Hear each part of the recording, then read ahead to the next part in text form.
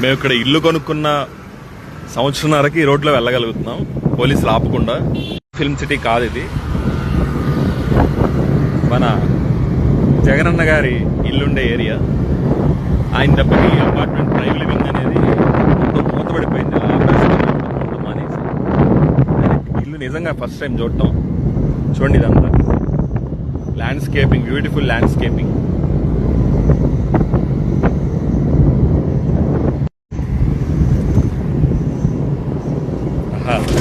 మూడు నాలుగు అంచెలు ఉన్నట్టున్నాయి, నాకు తెలియదు. ఫస్ట్ దగ్గర ఆపేసేవారు అనమాట ఎప్పుడు కూడా. ఓ మై గాడ్, ఇది ఇల్లా లేకపోతే ఏంటిది?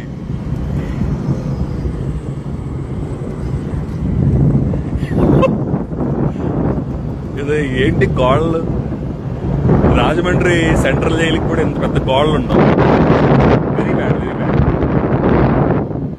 పాపం ఇలా లేనిపోని భయంతో గాలి వెళ్తురు లేకుండా బతుకుంటాడు పాపం ఈయన ఇంత పెద్ద ఇంట్లో ఇన్నాళ్ళు. అదే అన్నమాట. ఈ రోడ్లో నుంచి వస్తా ఒకసారి దూరంగా చూశాను.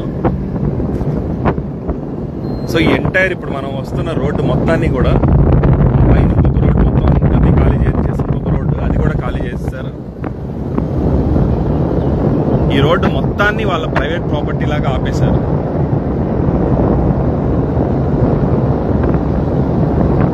చూడండి, దాదాపుగా 1.5-2 కిలోమీటర్స్ ఉంటుంది.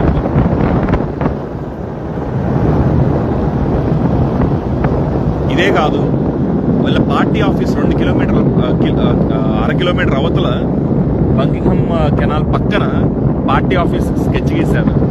ఋషికొండకి బీచ్ గురించి పట్టించుకుంటున్నారు కానీ మా తాడేపల్లి కొండ గురించి పట్టించుకోవట్లేదు ఎవరు. ఇది మరీ అన్యాయం అండి. ఇక్కడ కూడా కొండను ఆక్రమించేసి ఏకంగా పార్టీ ఆఫీస్ 2 ఎకరాలు అలాట్ చేసుకుని ఆ పక్కన కొండ మొత్తం ఆక్రమించి ప్లాన్ చేశారు. ఇదనమాట.